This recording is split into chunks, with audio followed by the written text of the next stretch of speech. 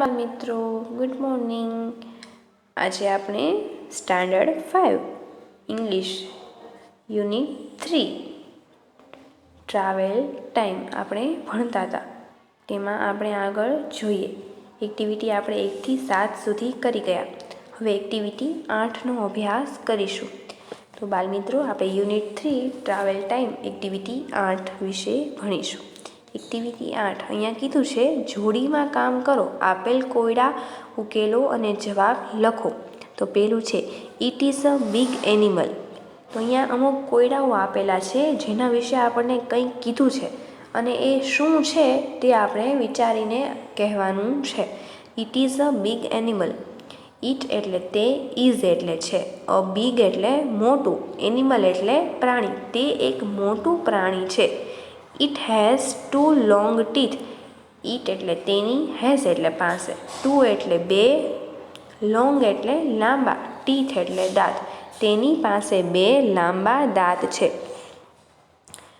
It has તેની પાસે 1 ટ્રંક. એક સૂંઢ છે. What is it. વોટ એટલે શું, ઇઝ એટલે છે અને તે શું છે તે શું છે? જો ફરીવાર જોઈએ, it is a big animal, તે મોટું પ્રાણી છે, તેની પાસે 2 લાંબા દાંત છે.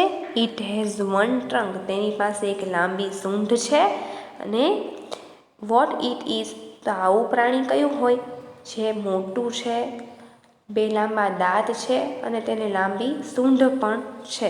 તો વોટ ઇટ ઇઝ, તો ઇટ ઇઝ અ એલિફન્ટ. તો અહીંયા શું લખીશું? એલિફન્ટ. એલિફન્ટ એટલે હાથી. એ હાથીનો સ્પેલિંગ લખીશું ELEPHANT. બરાબર, એલિફન્ટ. આ શું છે? એલિફન્ટ એટલે કે હાથી છે. બીજું જોઈએ, it has no wings. It has no wings. It એટલે તે, હેઝ એટલે નથી, હેઝ એટલે તેની, નો એટલે નથી, વિંગ્સ એટલે પાંખો. તેની પાસે પાંખો નથી. બટ પણ, ઇટ એટલે તે, ફ્લાયઝ ઇન ધ સ્કાય, પરંતુ તે, ફ્લાય એટલે ઉડવું, ઇન ધ એટલે સ્કાય એટલે આકાશ, આકાશની અંદર તે ઉડે છે. તેની પાસે પાંખો નથી, છતાં તે આકાશની અંદર ઉડે છે.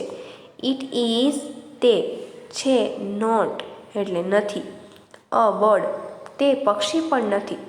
શું કહે છે? ઇટ હેઝ નો વિંગ્સ, તેની પાસે પાંખો નથી. But it flies in the sky, છતાં પણ તે આકાશમાં ઉડે છે.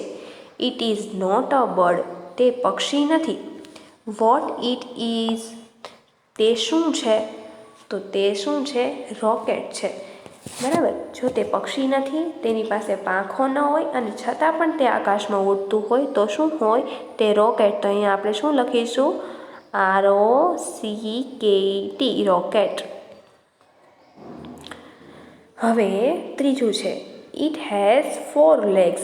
ઇટ એટલે તે, હેઝ એટલે તેની પાસે, 4 એટલે 4, લેગ્સ એટલે પગ. ઇટ હેઝ તેની પાસે 4 પગ છે. It can not walk. શું કહે છે? ઇટ કેન એટલે શકવું, નોટ એટલે નથી, વોક એટલે ચાલવું, તે ચાલી શકતા નથી. તેની પાસે 4 પગ છે પણ તે ચાલી શકતું નથી. વી સીટ ઓન ઇટ. વી એટલે આપણે, સીટ એટલે બેસવું, ઓન એટલે ઉપર અને ઇટ એટલે તેની. આપણે તેની ઉપર બેસીએ છીએ. વોટ ઇઝ ઇટ, તો તે શું છે? બરાબર. ઇટ હેઝ 4 legs, તેની પાસે 4 પગો છે. ઇટ કેન નોટ વોક, તે ચાલી શકતું નથી. વી સીટ ઓન ઇટ, આપણે તેની ઉપર બેસીએ છીએ. તો તે શું છે? બરાબર. જો જેની પાસે 4 પગ હોય, આપણે એ ચાલી શકતું ન હોય અને આપણે તેની પર બેસતા હોય તો તે શું હોય? તો હોય તે ખુરશી. ખુરશીનું ઇંગ્લિશ શું થાય? ચેર. CHAIR, ચેર થશે. બરાબર, એનું સ્પેલિંગ ચેર થશે. તો આપણે એક્ટિવિટી 8 જોઈ અને તેમાં આપેલા કોયડાઓનો ઉકેલ મેળવ્યો. હવે ભણીએ એક્ટિવિટી 9. સાંભળો, દોહરાવો અને ગાઓ. અહીંયા એક પોએમ આપેલી છે જે અહીંયા પતંગિયું દોરેલું છે એટલે કે butterfly.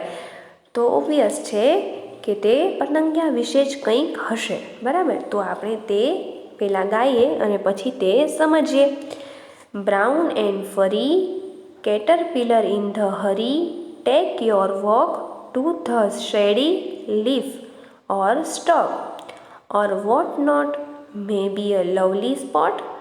No toad spy you, no bird pass by you. Grow up and fly as a lovely butterfly. આપણે આ કાવ્ય સાંભળ્યું, બરાબર. હવે તેના વિશે સમજીએ. બ્રાઉન એન્ડ ફરી. એ પતંગિયું કેવું છે અહીં? તો એ છે બ્રાઉન કલરનું, એટલે કે આ કોફી કલરનું પતંગિયું છે. એન્ડ એટલે અને ફરી એટલે કે રૂવાટીવાળું કે રૂછડાવાળું. તેનો અર્થ શું થાય? રૂવાટીવાળું કે રૂછડાવાળું. તે કોફી કલરનું છે, કોફી, અને રૂવાટીવાળું કે રૂછડાવાળું. હવે અહીં છે Caterpillar in the Hari. Caterpillar એટલે ઈયળ. શું થશે? ઈયળ. ઇન એટલે અંદર, હરી એટલે આપણે કહીએ ને હરિયપ, ઝડપથી, ઉતાવળેથી. એની અંદર ઉતાવળે, કેટરપિલર ઈયળની અંદર ઝડપથી, ઉતાવળેથી. ટેક યોર વોક, એ ચાલીને બહાર આવે છે. પતંગિયું એક ઈયળ એટલે કે ઈયળમાંથી જ બને છે.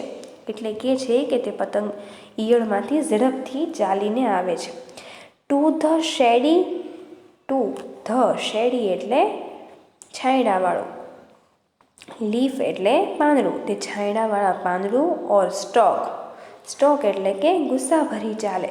તે પાંદડાની ઉપર હોય છે. પાંદડાની ઉપર પતંગિયાનું ઈંડું મૂકેલું હોય છે. પછી તેમાંથી તે મોટું થાય અને તે ચાલે છે. અને લીફ એટલે તે પાંદડા અને પાંદડા પર ગુસ્સાભરી ચાલતું હોય તેવું બતાય છે. ઓર વોટ નોટ, ઓર એટલે અથવા, વોટ એટલે શા માટે નહીં, તેવું શું કામ ન કરે. મે બી અ લવલી સ્પોટ. મે બી એટલે કદાચ, અ લવલી એટલે સુંદર, સ્પોટ એટલે ડાઘા ટપકા. તેની ઉપર આવા મે બી સુંદર ટપકા અને ડાઘાઓ હોય છે. No toad spy you. No toad spy you એટલે એક દેડકા જેવું પ્રાણી. દેડકું આમ ઊંચો થાય, નીચો થાય એ રીતે ચાલે. તો ઈયળ પણ એ રીતે જ ચાલે છે, બરાબર. દેડકા જેવું પ્રાણી હોય, બરાબર. અને સ્પાય એટલે તેના પર જાસૂસી કરવી અથવા તો નજર રાખવી. આપણે તેના ઉપર નજર રાખીએ કે એ ધીમે ધીમે ઈયળમાંથી કઈ રીતે પતંગિયું બને. No bird pass by you. No bird એટલે પક્ષી. એના પાસે પક્ષી આવવું, પાસ એટલે પાસ બાય, તેના પરથી નજીકથી પસાર થવું જોઈએ નહીં. ગ્રો અપ એન્ડ ફ્લાય, એને મોટું થવા દેવું જોઈએ. એ કીડાને ગ્રો એટલે વધુ, અપ એટલે ઉપર, એન્ડ ફ્લાય અને ઉડવા દેવું જોઈએ. એ કીડામાંથી જ્યાં સુધી પતંગિયું ન બને ત્યાં સુધી તેના પાસેથી કોઈ પક્ષી પસાર થવું ન જોઈએ. નહીંતર પક્ષીને એવું થાય કે જીવાત છે અને એમ કરીને તેને ખાઈ જાય. ગ્રો અપ તેને વધવા દેવું જોઈએ અને તેને ઉડવા પણ દેવું જોઈએ. As a lovely butterfly. As a ની જેમ, લવલી એટલે સુંદર, બટરફ્લાય એટલે પતંગિયું.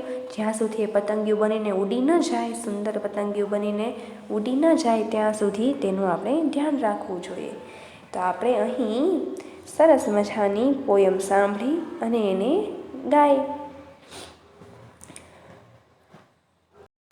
તો બાલ મિત્રો, અહીં આપણે યુનિટ 3ની બધી જ એક્ટિવિટી આપણે કરી ગયા. આગળ આપણે આવતા વિડીયોમાં ભણીશું. ત્યાં સુધી આવજો.